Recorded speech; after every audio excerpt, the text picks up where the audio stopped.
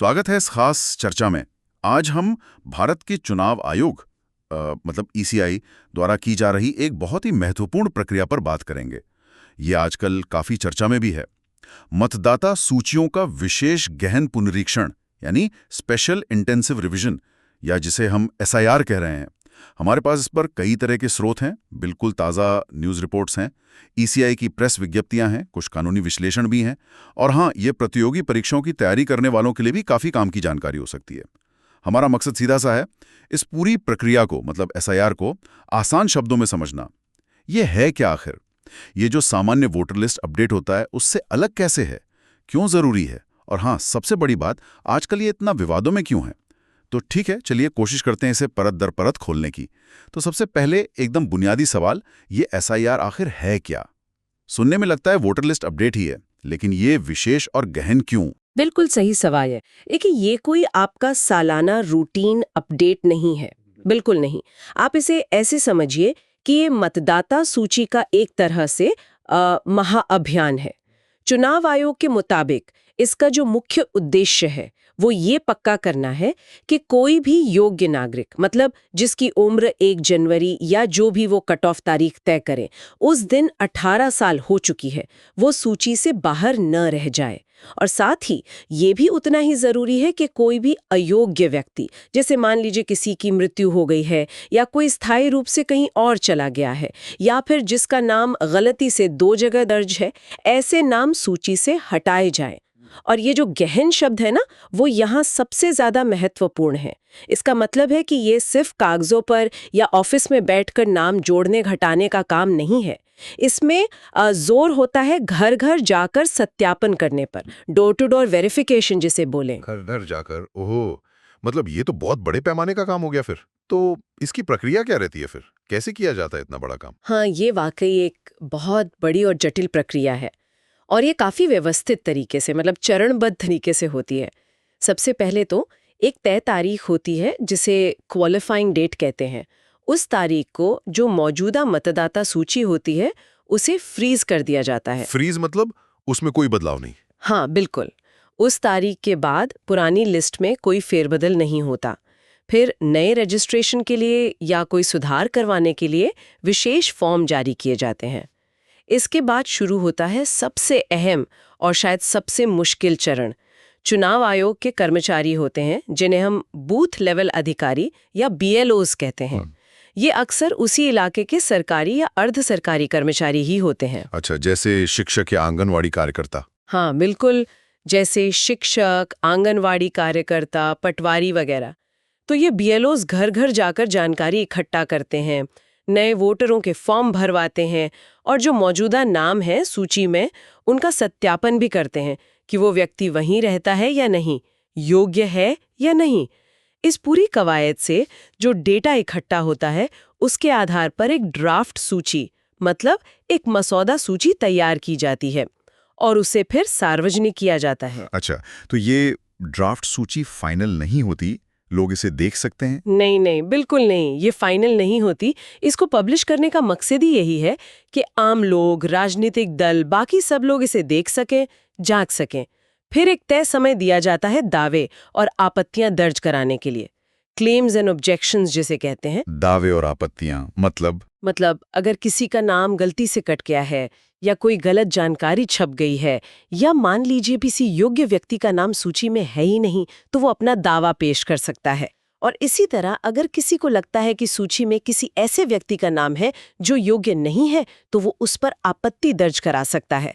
फिर इन सभी दावों और आपत्तियों का निपटारा होता है, पूरी जांच पड़ताल होती है, और उसके बाद ही अंतिम फाइनल मतदाता सूची प्रकाशित की जाती है।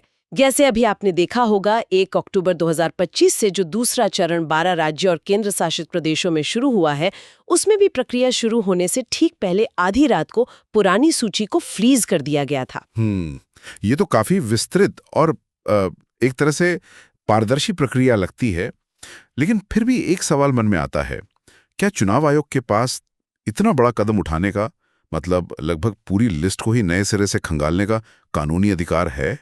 क्या वो बस अपने मन से ही ये तय कर सकते हैं? देखिए, संविधान का अनुच्छेद 324 है जो चुनाव आयोग को देश में चुनावों के अधीक्षण, निर्देशन और नियंत्रण की बहुत व्यापक शक्ति देता है। और मतदाता सूची तैयार करना और उसका रख-रखाव करना ये चुनाव आयोग के सबसे बुनियादी और महत्वपूर्ण कामों में से एक है। अच्छा। इसके अलावा हमारे पास लोक प्रतिनिधित्व अधिनियम 1950 है, रिप्रेजेंटेशन ऑफ पीपल एक्ट 1950।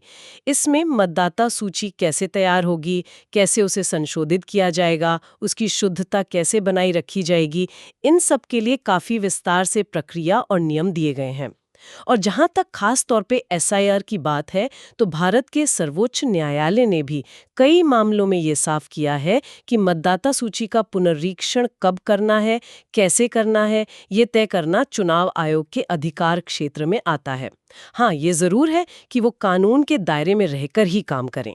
अच्छा, तो अगर ये चुनाव आयोग के अधिकार में है और एक स्थापित प्रक्रिया भी है, तो फिर इस बार ये इतना ज्यादा खबरों में क्यों है? भाई, ऐसा क्या हो गया कि इस पर इतना राजनीतिक हंगामा मचा हुआ है? यहीं से शायद बात ज्यादा पेचीदा हो जाती है ना? हाँ, बिल्कुल। यहीं से मामला थोड़ा दिलचस्प और विवादास्पद हो जाता है। इसके खबरों में रहने के पीछे दो मुख्य कारण नजर आते हैं। पहला तो है इसका पैमाना, इसका स्केल, और दूसरा है इसका समय, इसकी टाइमिंग। देखिए, चुनाव आयोग ने हाल ही में घोषणा की कि एसआईआर का दूसरा चरण, जो 1 अक्टूबर 2025 से शुरू हुआ है, वो एक साथ 12 राज्यों और केंद्र शासित प्रदेशों में चलाया जा रहा है। 12 राज्यों और केंद्र शासित प्रदेशों में एक साथ? हाँ, और इनमें कई बहुत बड़े और राजनीतिक रूप से अहम राज्य शामिल हैं, जैसे उत्तर प्रदेश है, पश्चिम बंगाल, तमिलनाडु, केरला, राजस्थान, मध्य प्रदेश, गुजरात, छत्तीसगढ़, गोवा और साथ में अंडमान निकोबार द्वीप समूह, लक्षद्वीप और पुडुचेरी भी। तो ये अपने आप में ही एक बहुत बड़ा अभियान है। और मैंने सुना है कि ये शायद सिर्फ इन 12 तक ही सीमित नहीं रहेगा। ऐसी भी खबरें हैं कि 2025 के अंत तक इसे पूरे देश में लागू किया जा सकता है। क्या ये सही है? जी हाँ, इस तरह की खबरें और अटकलें मीडिया में चल रही हैं, अक्सर चुनाव आयोग के सूत्रों के हवाले से। हालांकि अभी तक कोई औपचारिक मतलब ऑफिशियल राष्ट्रव्यापी घोषणा नहीं हुई है, लेकिन संकेत तो इसी तरफ इशारा कर रहे हैं। और यहीं से दूसरा कारण जुड़ता है, वो है टाइमिंग का। ये एसआईआर प्रक्रिया आप देखिए, कई राज्यों में जैसे पश्चिम बंगाल है, केरल है, तमिलनाडु है, वहां आगामी विधानसभा चुनावों से बस कुछ महीने पहले शुरू की गई है। हाँ, ये बात तो है। चुनाव आयोग का जो आधिकारिक पक्ष है वो तो यही है कि ऐसा इसलिए किया जा रहा है ताकि चुनावों से ठीक पहले एक बिल्कुल ताज़ा, सटीक और साफ सुथरी मतदाता सूची तैयार हो सके, जिससे चुनाव निष्पक्ष हो। अब साफ सुथरी सूची बनाने पर तो किसी को क्या आपत्ति हो सकती है? ये तो सुनने में अच्छी बात लगती है। फिर विवाद क्यों खड़ा हो रहा है? क्या ये सिर्फ टाइमिंग का ही मसला है या कुछ और भी गड़बड़ लग रही है लोगों को? देखिए, विवाद सिर्फ टाइमिंग तक ही सीमित नहीं है। हालांकि वो एक बहुत बड़ा फैक्टर जरूर है।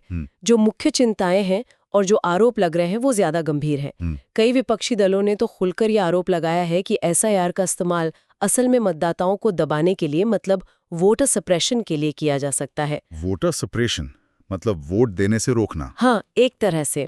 या फिर चुनावी नतीजों को प्रभावित करने की कोशिश के तौर पर इसका इस्तेमाल हो सकता है।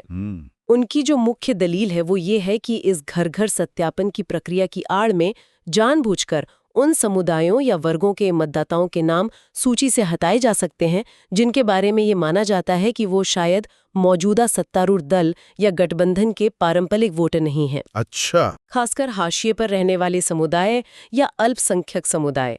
और अगर चुनावों से ठीक पहले ऐसा किया जाता है तो जिन लोगों के नाम कट जाते हैं उनके पास अक्सर दोबारा नाम जुड़वाने के लिए न तो पर्याप्त समय बचता है और न ही संसाधन। बाप रे, ये तो वाकई बहुत गंभीर आरोप है।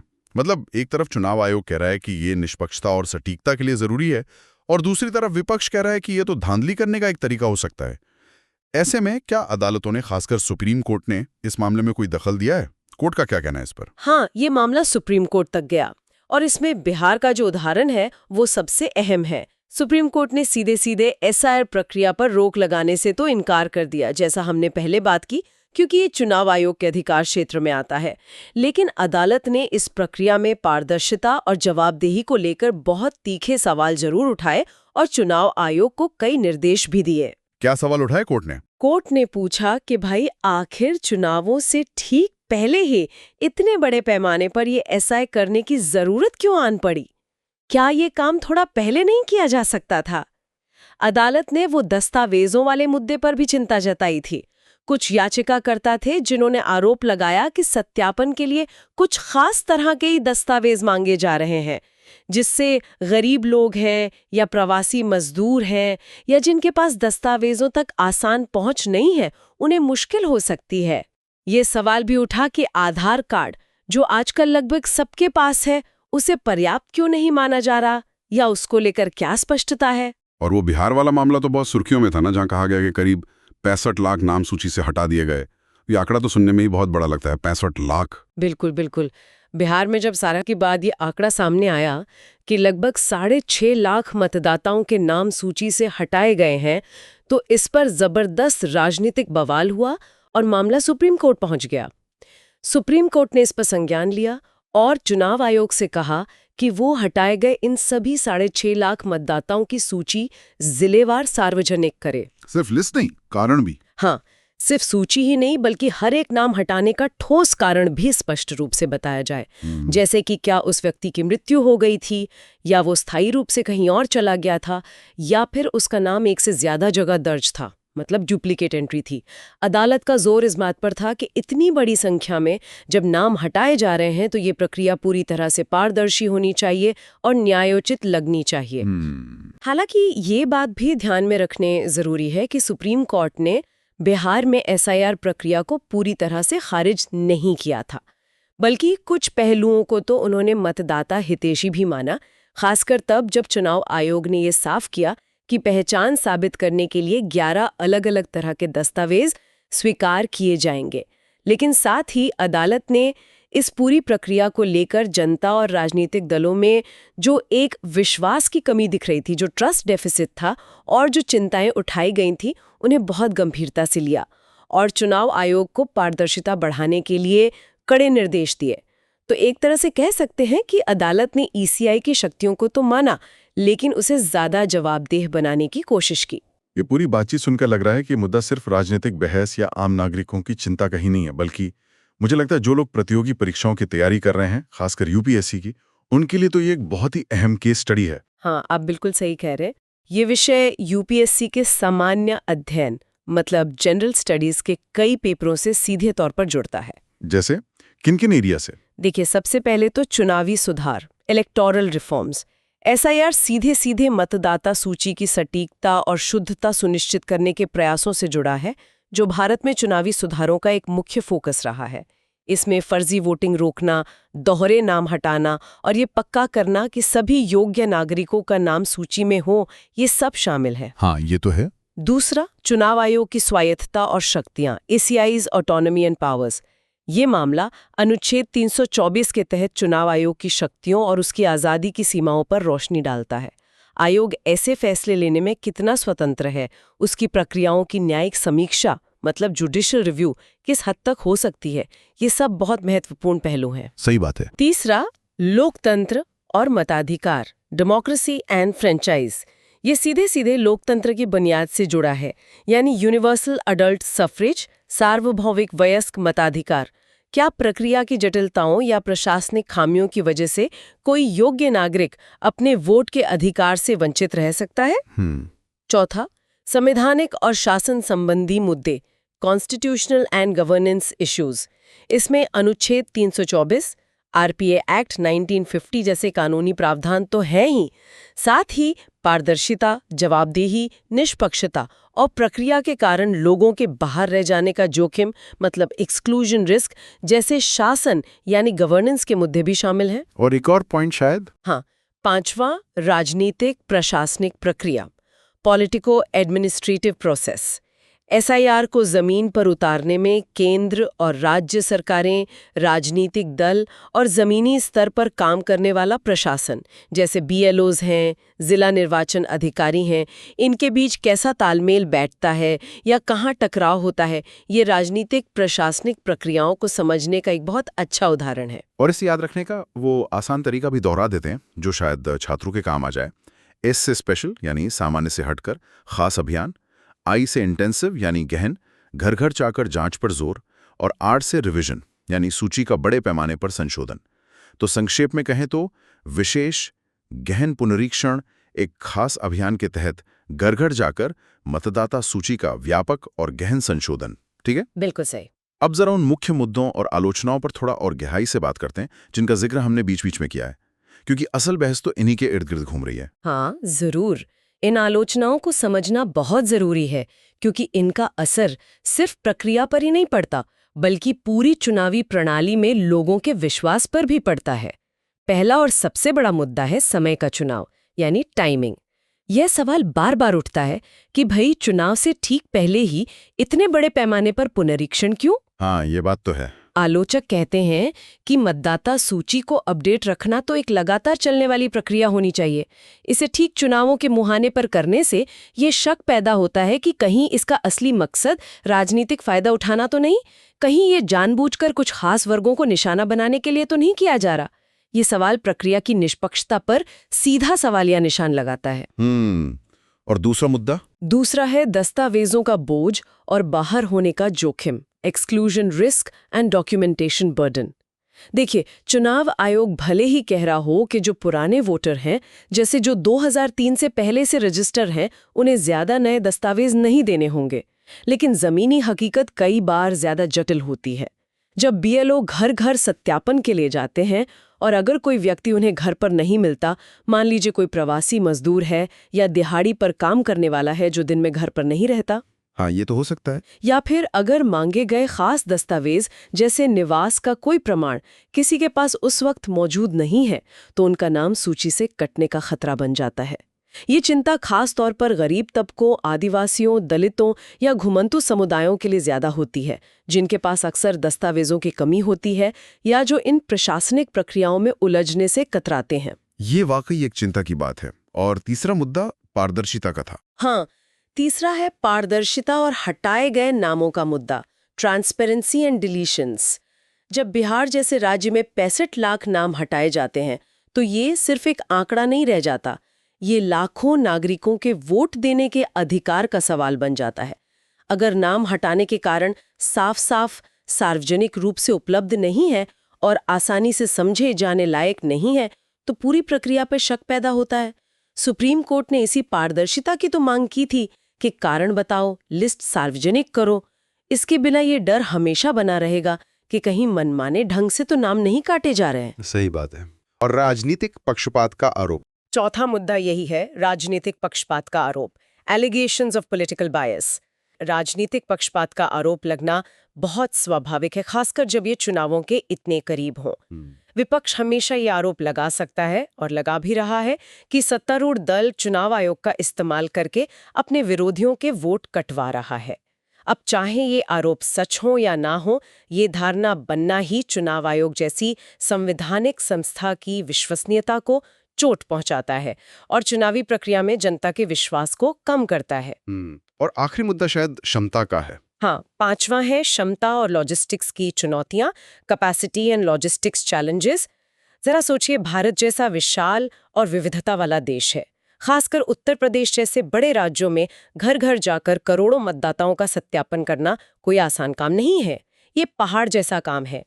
इसके लिए हजारों लाखों प्रशिक्षित बीएलओज की जरूरत होती है, जो अक्सर पहले से ही अपने मूल काम के बोझ तले दबे होते हैं। हाँ, ये भी है। फिर करोड़ों फॉर्म छापना, उन्हें बांटना, वापस इकट्ठा करना, उनकी कंप्यूटर में एंट्री करना, फिर दावों और आपत्तियों का समय पर निपटारा करना, ये पूरी प्रक्रिया बहुत जटिल है। इसमें गलतियों की गुंजाइश रहती है, डेटा छूट जाने का खतरा रहता है या फिर जानबूझकर की गई गड़बड़ियों की भी संभावना रहती है। इतने बड़े पैमाने पर बिना किसी चूक के इसे अंजाम देना एक बहुत बड़ी प्रशासनिक और लॉजिस्टिक चुनौती है। ये तो वाकई कई परतें हैं इस मुद्दे की। तो आगे हमें किन बातों पर खास नजर रखनी चाहिए? आने वाले महीनों में इस कहानी में और क्या नए मोड़ आ सकते हैं? हाँ, आगे देखने के लिए कई महत्वपूर्ण पहलू हैं जिन पर नजर रखनी होगी। पहला तो यही कि क्या राष्ट्रव्यापी कार्यान्वयन होता है, मतलब क्या वाकई 2025 के अंत तक पूरे देश में एसआईआर लागू होता है? अगर हाँ, तो कब और किन-किन राज्यों में इसे कैसे लागू किया जाता है? ठीक है। दूसरा, आंकड़ों का विश्लेषण, डेटा एनालिसिस। जब अंतिम सूचियां प्रकाशित होंगी तो ये देखना बहुत जरूरी होगा कि कुल कितने मतदाताओं के नाम जोड़े गए और कितने हटाए गए। राज्यवार आंकड़े और अगर मुमकिन हुआ तो समुदायवार आंकड़ों का विश्लेषण इस प्रक्रिया के असर को समझने में मदद करेगा। और जो नाम हटाए गए हैं उनके जो कारण बताए जाएंगे, जैसे मृत्यु, कहीं और चले जाना या नाम का दोहराव, उनका भी विश्लेषण करना होगा कि क्या वो किसी खास पैटर्न की तरफ इशारा करते हैं। डेटा बहुत कुछ बताएगा। तीसरा, राजनीतिक प्रतिक्रियाएं, पॉलिटिकल रिएक्शंस। अलग अलग राजनीतिक दल इस प्रक्रिया पर आगे कैसे रिएक्ट करते हैं? क्या वो सिर्फ बयानबाजी तक ही सीमित रहते हैं या औपचारिक शिकायतें दर्ज करते हैं या अदालतों में से चुनौती देते हैं? उनकी प्रतिक्रियाएं भी राजनीतिक माहौल को गरमा सकती हैं। बिल्कुल। चौथा, चुनाव आयोग के कदम, ECI के मेजर्स। क्या चुनाव आयोग पारदर्शिता बढ़ाने और विश्वास बहाली के लिए कुछ और कदम उठाता है? जैसे क्या हटाए गए नामों की लिस्ट और उनके कारण ऑनलाइन आसानी से उपलब्ध कराए जाते हैं? क्या दावों और आपत्तियों के निपटारे की प्रक्रिया को और आसान बनाया जाता है? ये भी देखना होगा। और सबसे जरूरी, हाँ, सबसे जरूरी है आगामी चुनावों पर प्रभाव, इम्पैक्ट ऑन अपकमिंग इलेक्शंस। इन 12 राज्यों, केंद्र शासित प्रदेशों में, और अगर ये और राज्यों में लागू होता है तो वहाँ भी होने वाले आगामी विधानसभा चुनावों पर इस SIR का क्या वास्तविक असर पड़ता है? क्या इससे वाकई मतदाता सूची की गुणवत्ता सुधरती है और मतदान प्रतिशत बढ़ता है, या फिर चुनाव नतीजों के बाद लोगों को मताधिकार से वंचित किए जाने के, मतलब डिसएनफ्रेंचाइजमेंट के आरोप लगते हैं? ये देखना सबसे ज्यादा अहम होगा। तो इस पूरी बातचीत को अगर समेटना हो तो हम क्या मुख्य निष्कर्ष निकाल सकते हैं? सुनने वालों के लिए मुख्य बातें क्या हैं? मेरे विचार में कुछ मुख्य बातें हैं जिन्हें हमें ध्यान में रखना चाहिए। पहली बात तो ये कि SIR अपने आप में मतदाता सूची की सटीकता और प्रामाणिकता सुनिश्चित करने के लिए एक शक्तिशाली और जरूरी उपकरण है, और ये किसी भी स्वस्थ लोकतंत्र में स्वतंत्र और निष्पक्ष चुनाव की पहली शर्त है। ठीक है। दूसरी बात, हालांकि ये चुनाव आयोग की संवैधानिक शक्तियों के दायरे में आता है, लेकिन इस तरह के बड़े और गहन अभ्यास का समय, मतलब उसकी टाइमिंग, और उसे लागू करने का तरीका, मतलब उसका प्रोसेस, ये दोनों ही पहलू राजनीतिक तटस्थता, निष्पक्षता और प्रक्रिया की विश्वसनीयता पर गंभीर सवाल खड़े कर सकते हैं, जैसा कि हम इस पूरी बहस में देख ही रहे हैं। तीसरा, अगर हम शासन, मतलब गवर्नेंस के नजरिए से देखें तो ये मामला समावेशन, इंक्लूजन, यानी कोई योग्य छूट न जाए, और बहिष्करण, एक्सक्लूजन, यानी कोई अयोग्य शामिल ना हो, के बीच संतुलन साधने की एक बहुत ही कठिन और नाजुक चुनौती को दिखाता है। और भारत जैसे विशाल, विविधतापूर्ण और असमानताओं वाले देश में ये संतुलन बनाना और भी मुश्किल हो जाता है। सही कहा। और अंत में ये पूरी बहस हमें संस्थागत स्वायत्तता, जैसे चुनाव आयोग की स्वतंत्रता, पारदर्शिता की जरूरत, सार्वजनिक विश्वास का क्या महत्व है और लगातार चुनावी सुधारों की क्यों आवश्यकता है, इन जैसे बड़े और महत्वपूर्ण विषयों को समझने का एक बिल्कुल ताज़ा और प्रासंगिक उदाहरण देती है। ये सिर्फ एक तकनीकी प्रक्रिया नहीं है, बल्कि हमारे लोकतंत्र के कामकाज का एक आईना भी है। तो ये थी विशेष गहन पुनरीक्षण यानी SIR पर हमारी विस्तृत और उम्मीद है गहरी पड़ताल। हमने इसके तकनीकी बारीकियों को समझा, इसके पीछे के इरादों और महत्व को जानने की कोशिश की, और सबसे महत्वपूर्ण, इससे जुड़े गंभीर सवालों और विवादों पर भी गौर किया। ये तो साफ है कि ये प्रक्रिया जितनी प्रशासनिक और तकनीकी है, उतनी ही राजनीतिक और सामाजिक भी है, और इसके परिणाम दूर तक जा सकते हैं। और अंत में सभी सुनने वालों के लिए सोचने के लिए एक सवाल शायद हम छोड़ सकते हैं कि भविष्य की चुनाव प्रक्रियाओं में हम तकनीक का इस्तेमाल, जैसे डिजिटल ID है, डेटाबेस मैनेजमेंट है, और पारदर्शिता के बीच वो सबसे अच्छा संतुलन कैसे बना सकते हैं। एक ऐसा संतुलन जो न केवल चुनाव आयोग जैसी संस्थाओं और पूरी प्रक्रिया पर जनता के विश्वास को मजबूत करे, बल्कि ये भी सुनिश्चित करे कि हर एक योग्य भारतीय नागरिक बिना किसी अनावश्यक बाधा या डर के आसानी से और गरिमा के साथ अपने सबसे बुनियादी लोकतांत्रिक अधिकार यानी वोट देने के अधिकार का प्रयोग कर सके। निश्चित रूप से ये एक ऐसा सवाल है जिसका जवाब ढूंढना हमारे लोकतंत्र के भविष्य के लिए बहुत महत्वपूर्ण है। आज की इस गहन चर्चा में शामिल होने के लिए आपका बहुत बहुत धन्यवाद। धन्यवाद।